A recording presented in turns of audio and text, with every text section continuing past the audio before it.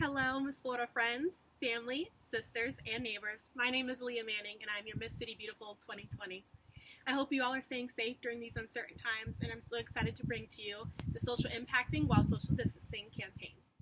When my nephew found his place on the spectrum, I knew from that moment that as his aunt, as a title holder for the Miss America organization, and as an advocate for children with autism, that from that very day, I had to stand and make a change.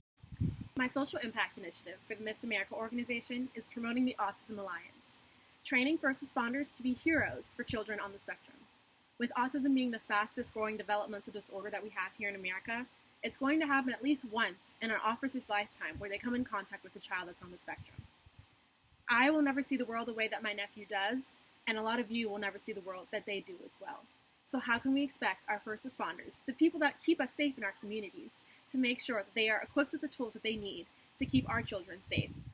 Did you know that the number one cause of death for children with autism spectrum disorder is drowning?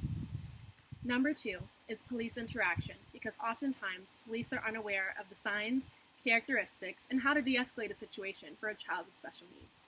This, again, is where the Autism Alliance comes in. Today, I want to just barely scratch the surface and share with you all 3 statistics, characteristics, and scenarios that can happen when interacting with children on the spectrum.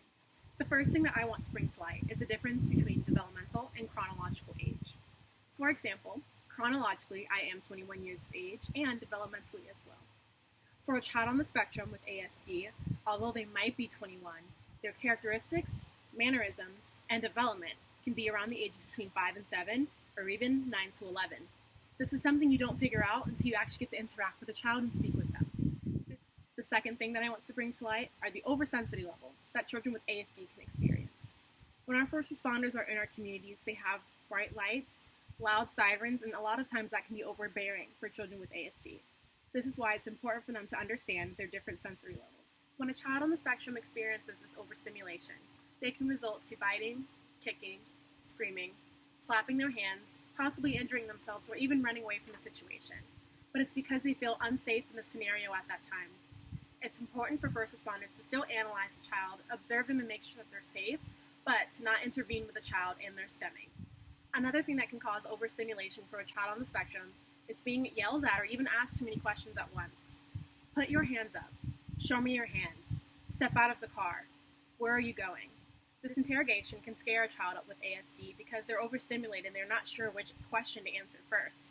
In addition, the child may be nonverbal or even only know how to communicate through American Sign Language.